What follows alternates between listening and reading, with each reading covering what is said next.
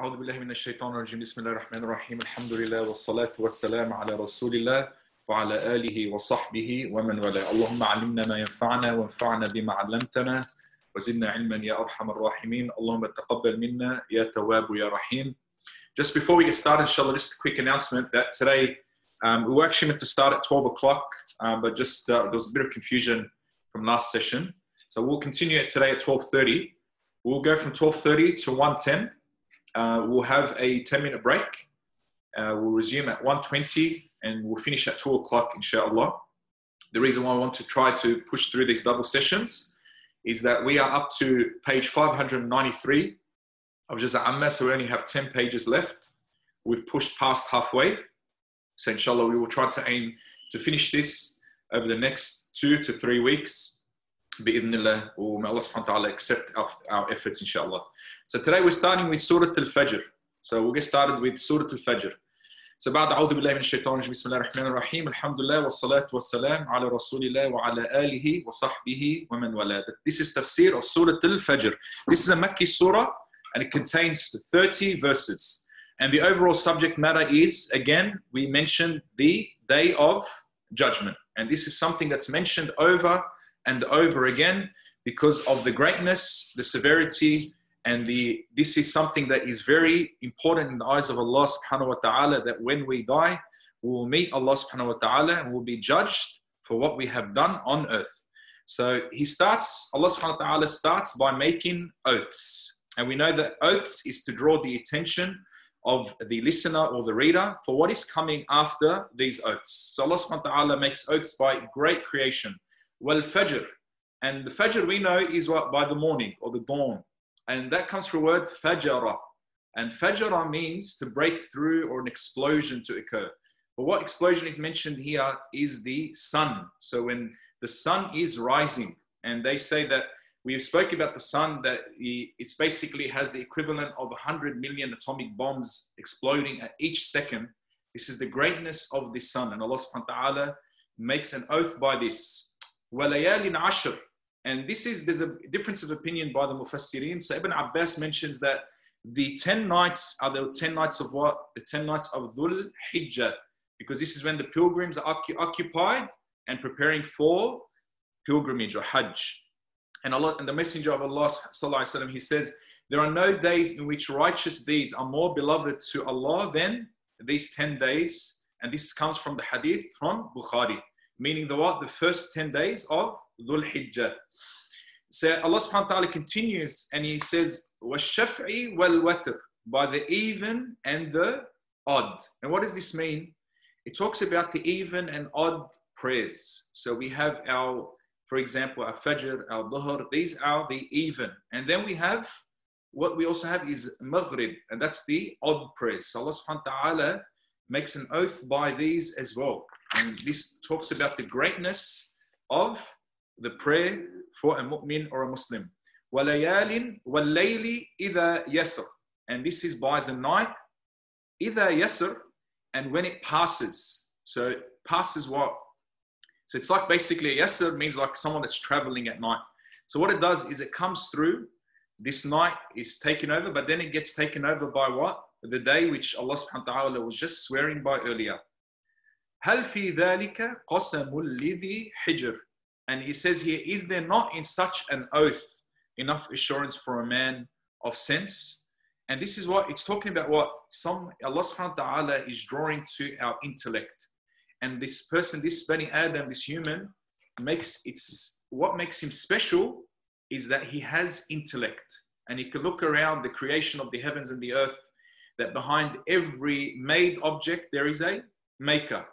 Behind every building, there is a builder. And who is the builder and the architect and the designer of all of this? It is Allah subhanahu wa ta'ala. And this rhetorical question is given to us for us to take heed and reflect. And he continues now, أَلَمْ تَرَ كَيْفَ فَعَلَ رَبُّكَ بِعَادٍ. That now he's drawing his attention to people of Quraysh and to people for all of eternity.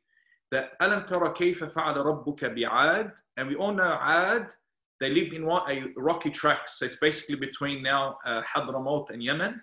They were known for what? For massive strength. And they knew that the story of what happened to Ad. And Allah continues to say, what were they like? Irama dhatil imad. The imad means a pillar. So basically when Allah's saying they're like lofty columns or pillars, Irama dhatil imad. And the Iram, what is Iram? Iram is the grandfather of Ad. And so basically what were they? They were Bedouins that would live in many tents which were stabilized with poles. And Allah subhanahu wa ta'ala mentions this, that He goes, Irama dhatil imad, that they used columns. And also this also might be a mention of their strength as well as an empire, that they stood tall, they were very strong. Irama dhatil imad, allati lam yukhlaq mithluha fil bilad. And again, this is what shows you now the strength of their living state and the strength of their physical state. Allati, that who is like, lam yukhlaq, that Allah subhanahu wa ta'ala is saying has never made before, mithluha fil bilad. They were a very strong tribe. They were even what? Stronger than us, O Quraysh and people of today.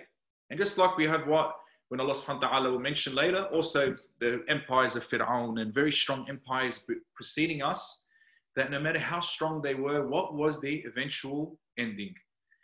وَثَمُودَ الَّذِينَ جَابُوا الصَّخْرَ بِالْوَادِ. Allahu Akbar. Now, وَثَمُود. Now this is another civilization. وَثَمُود, that is between Medina and Sham. And they also mention that when I did a visit to Jordan, so the modern day Petra, they say that this area, so Qawm Salih, was from the area where they did what? وَثَمُودَ الَّذِينَ جَابُوا الصَّخْرَ بِالْوَادِ. So they were carved out rocks in the valley. So what was that? They designed homes and they basically dug out homes from carving away at rocks. So if anyone's visited Petra in Jordan, it's an actually amazing form of architecture. But Allah subhanahu wa ta'ala also gives it to us as not just looking at the architecture, this amazing great design work that they did, and it was basically a home. And the reason why they did it was because they heard of previous generations that were taken away from flooding. So they said, okay, if this is the case, we'll build into the mountains. And anyone that has seen it, it's fantastic architecture. But what happens here is the ending was what? The same for the rest. And this one is what Allah subhanahu wa ta'ala mentions about Thamud wa Qawm Salih. It was just a sound wave, a sayha, a sound wave that was sent and it destroyed the whole civilization. وَفِرْعَوْنَ ذِي الْأَوْتَادِ. And also what? The people, the Fir'aun, ذِي الْأَوْتَادِ. And this talks about pegs. And we mentioned this before. And the pegs is a metaphor to what? Again, we mentioned it earlier. A peg is a form of strength and power. And what happens here is we also mentioned that this would have been a mention of the tents used for the army of what? Ramses II. So, الَّذِينَ طَغَوْا فِي الْبِلَادِ. All of these are what? They were tyrannical, they were oppressive, and they took advantage of others. They were rebelling on the earth. فَأَكْثَرُوا فِيهَا الْفَسَادِ. فَأَكْثَرُوا, they did what? They spread a lot of, or they did a lot of, فِيهَا, within it, al-fasad. That word comes from what? Fasad means so mischief or corruption. Or mufsidun comes from another word, mufsidun or fasad. فَصَبَّ عَلَيْهِمْ. Look at this, sab means to pour. So فَصَبَّ عَلَيْهِمْ رَبُّكَ سَوْطَ عَذَابٍ. And he said to him what? This word salt, so it's like a whip or a lash. And it came in different forms. Whether for Fir'aun, we all know, it's the famous story of him being drowned. Thamud, we have the people of Thamud, a sayha. All of this, what? A whip or a lash, it means what? It's a metaphorical thing, meaning that it came like the blink of an eye, like a whiplash. It was so quick that they didn't know it was coming. Inna rabbaka labil mirsad. And look at this, Allah subhanahu wa ta'ala is showing for this, the people of Quraysh and for people of eternity that are oppressing, or the kuffar, that the disbelievers, that what? Allah subhanahu wa ta'ala is watching over what you're doing. Oh, oppressive people, oppressive nations that are taking advantage of the weak and the oppressed, Allah subhanahu wa ta'ala what? Is watchful. And this mirsad also means what? Comes from another word that we mentioned earlier in the previous surah, that it's a form of ambush. So he's ready to what? Ambush. Ambush what? those tyrannical people on this earth. Do not think for a second Allah is unaware of what these tyrants or these oppressors are doing on this earth. He is leaving them for what? For a day that the eyes will be staring in horror. And Allah subhanahu wa ta'ala now continues into the next thing. And this is talking about the diseases that this human being has and what are the causes of these diseases. So verse 15 continues by saying, فَأَمَّا الْإِنسَانُ إِذَا مَبْتَلَاهُ رَبُّهُ فَأَكْرَمَهُ وَنَعَّمَهُ فَيَقُولُ رَبِّي أَكْرَمَنِ. طيب. So فَأَمَّا الْإِنسَانُ إِذَا مَبْتَلَاهُ. So ibtila comes from the word, it's like a test. Ibtila means a test. فَأَكْرَمَهُ. Akramahu means he gives him ikram. So what he does is, فَأَكْرَمَهُ means gives him money, gives him wealth, gives him honor. وَنَعَّمَهُ كمان. وَنَعَّمَهُ means he's made his life very easy, smooth, very simple. فَيَقُولُ رَبِّي أَكْرَمًا. He says what? The human beings looks at this as saying that this is now Allah has taken care of me. And who is saying this? A lot of the arrogant disbelievers of Quraysh, the oppressive Qurayshis, or the oppressive disbelievers of eternity, that they look at their life, they think, you know what, we're taken care of. And these poor believers, they're doing what? Allah subhanahu wa ta'ala is doing what to them? Let's have a look. وَأَمَّا إِذَا مَبْتَلَاهُ وَأَمَّا إِذَا مَبْتَلَاهُ فَقَدَرَ عَلَيْهِ رِزْقَهُ فَيَقُولُ رَبِّي أَهَانًا. And he says now that what? If Allah restricts my wealth or looks at others that have been restricted with wealth, what happens there is they see it as a form of what? A humiliation. فَقَدَرَ عَلَيْهِ. So qadara means like it's pulling away from him. رِزْقَهُ فَيَقُولُ رَبِّي أَهَانًا. So it comes from the word ihana. Ahana means he's humiliated me.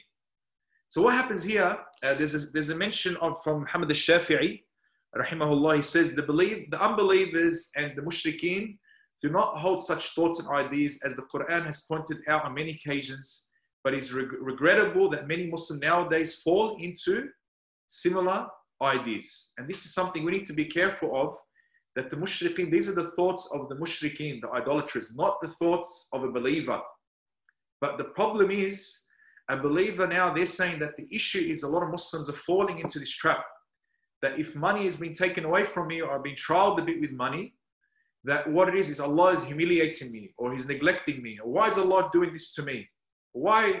What have I done to Allah subhanahu wa ta'ala for Him to do this to me? But really, an Amr al-Mu'min, he knows that if he's being tested or trialed, it's by the love of Allah subhanahu wa ta'ala, and there's great wisdom in that test or tribulation. And we all know that أَمْ حَسِبْتُمْ أَن تَدْخُلُوا الْجَنَّةِ وَلَمَّا يَأْتِكُمْ مَثَلُ الَّذِينَ خَلَوْا مِنْ قَبْلِكُمْ, that you believe that you're going to enter Jannah without what happened or what the previous generations were trialed with. Of course, Jannah is not an easy option, or it's not an easy entry. That we heard last week from Surah Al-Buruj, that people were cut in half by a sword or thrown into flaming fire and will not give up on their religion. This is something that we need to remind ourselves. So no and kalla, this is a what? A very firm no. Kalla balla tukrimuna al-yatim. That you do what? However, on top of this, that you think that this is disgrace, but Allah is reminding them that you do what? That you do not take care of the orphans. And a reminder here, if you were to write something, this Quran, Allah subhanahu wa ta'ala, the Quran, in summary, is to speak on behalf of the weak and the oppressed. Just like we have the matters of inheritance, the matters, we have a whole surah speaking about women and nisa. We have many surah and verses talking about the orphans, the masakeen, the poor. All of this is what Allah subhanahu wa ta'ala Himself speaking on their behalf, because generally they are neglected in this dunya. And they were neglected, especially at that time. So Allah subhanahu wa ta'ala Himself brought down the ayat of Quran to speak on their behalf. And He talks on top of this that you guys are saying that if I take away a bit of wealth from you, it's a form of humiliation. But on top of this, you do not what?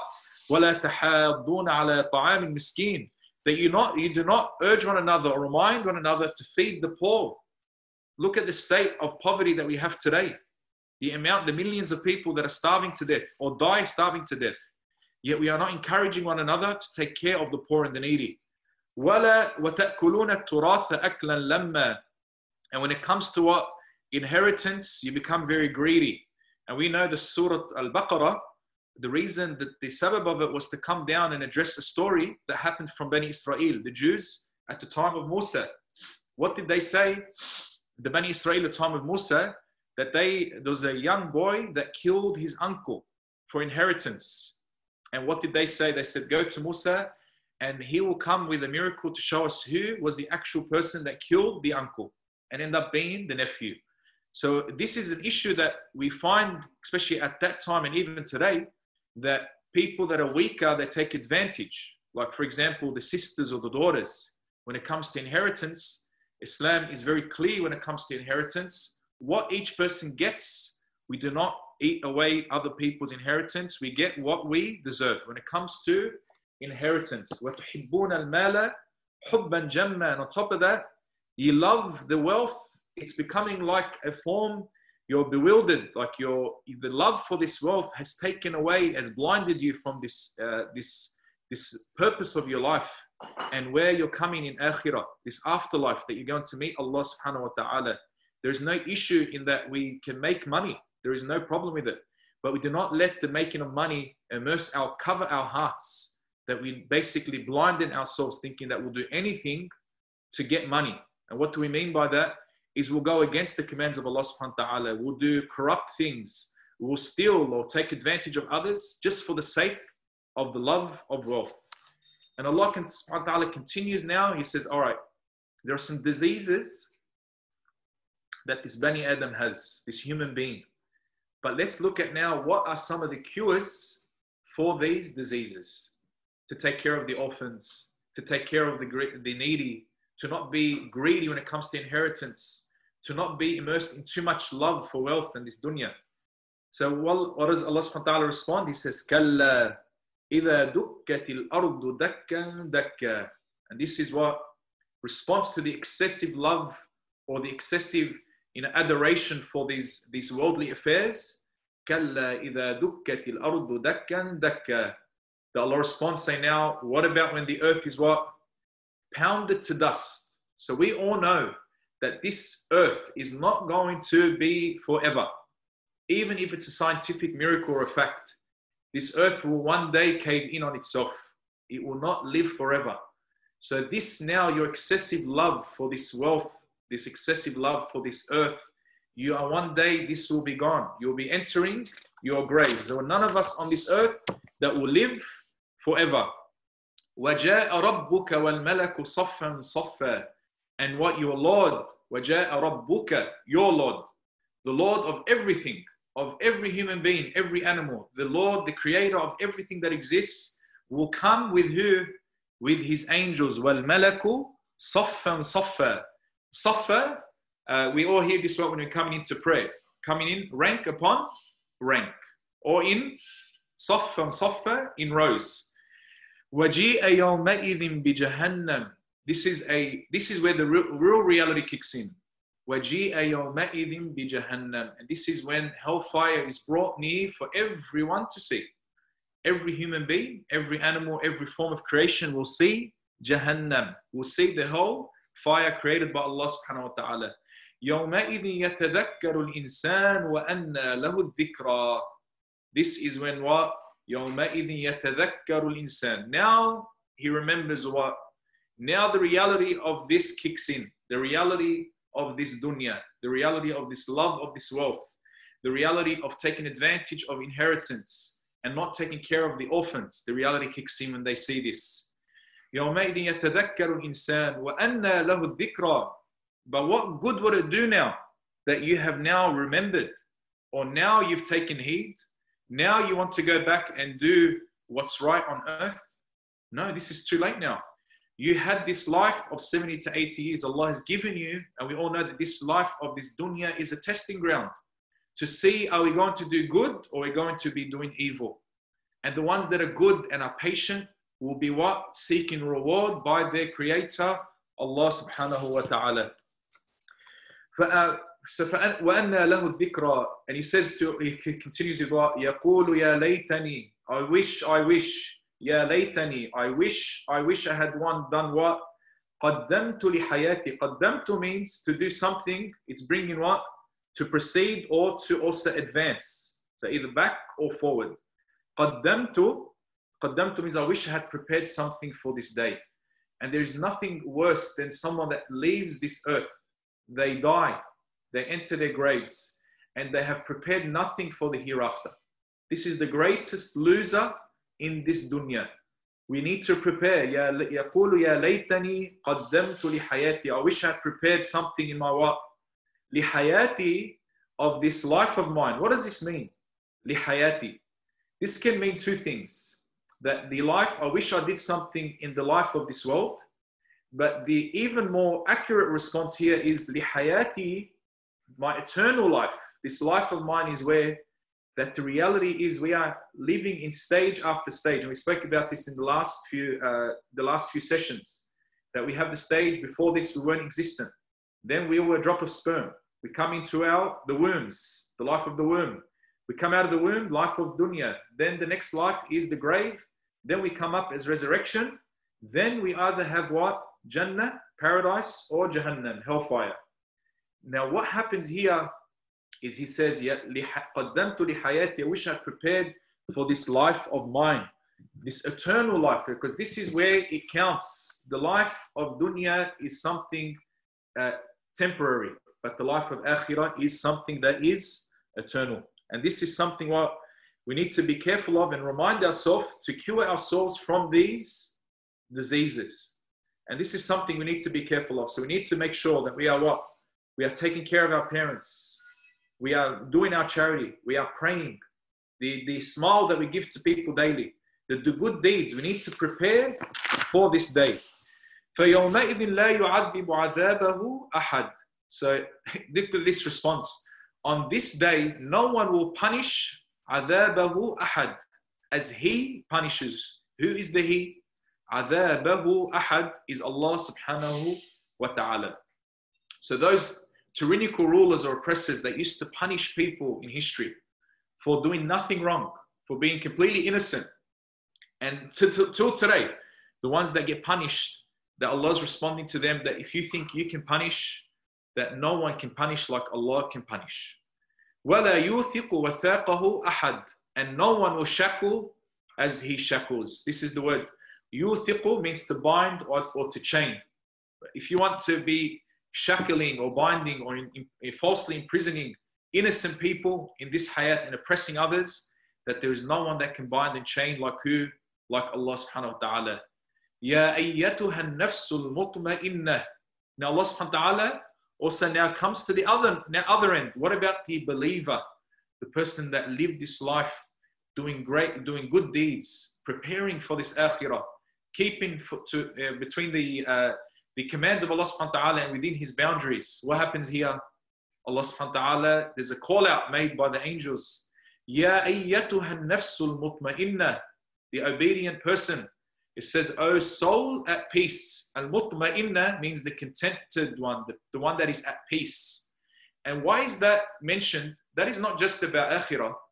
That a person that is truly rich, a true rich person, Ali radiallahu anhu mentions that he is the one that is content, al-rida bil-qalil. Al-rida bil-qalil, that is content with the little that he is given. This is true richness. Ya ayyatuha nafsul mutma'innah, that is contented with Allah subhanahu wa ta'ala and what is going to come his way.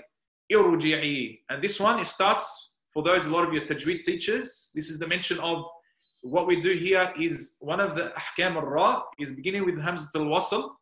The ra here is sakin. Even though it's read with a kasra, it's read with tafkhim here. Irji'i ila rabbiki radiyatan mardiyah. Come back to your Lord, what? Pleased. And well pleased yourself and well pleasing to your Lord. So you're happy. إِلَى رَبِّكِ رَاضِيَةً مَرْضِيَةً. So you need to know the difference. رَاضِيَةً مَرْضِيَةً. رَاضِيَةً, you're what?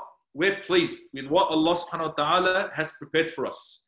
And also, Allah is pleased with you. And we ask Allah to make us of this bi'idhnillah when we meet Allah subhanahu wa ta'ala. That He is pleased with us and we are pleased with him. Ameen. فَادْخُلِي فِي عِبَادِي. Enter amongst my special servants. Who are they? And we mentioned before. Remember, it's from Surah al-Fatiha. What does it say? Alhamdulillah Rabbil Alameen, Ar-Rahman Ar-Rahim, Maliki Yawm Ad-Din. Iyaka na'budu wa iyaka nasta'een. Ihdina as-sirata al-mustaqim, sirata alladhina an'amta alayhim. أولئك الذين أنعم الله عليهم من النبيين والصديقين والشهداء والصالحين. These are the special servants of Allah subhanahu wa ta'ala. وَدُخُلِي جَنَّتِي. And the eventual what? The conclusion of this surah is enter my paradise. And this is what mentioned this. Let's say a president today mentions this, or a queen invites you to their home, invites you to their private residence. What's going to happen? The ultimate king is who? Allah subhanahu wa ta'ala, the Lord of this universe. When his invitation comes in, you know that when you're invited and you enter that dwelling, there is going to be great honor, great prestige, great food, great hosts, great decoration, great furniture. You are what? Basically, in summary, you are going to be taken care of by who? Not a humanly king or queen, but Allah, the king of this whole universe. May Allah subhanahu wa ta'ala make us of those that enter Jannah and Firdaus al-A'la bi-idhnillah. So the summary here, inshallah, this is the end of the tafsir of this surah, that we need to make sure that this is again to rectify our lives, to ensure that the diseases that can come to any human being, this is for us as well. It's not just a reference to the disbelievers, but also the believers, also the Muslimin, that be careful of these diseases. And we need to rectify these diseases by remembering the reality of this dunya, that it is temporary, and we'll be mentioning and we'll be meeting Allah subhanahu wa ta'ala. That's the end of the surah. Wa akhir da'wana alhamdulillahi rabbil alamin.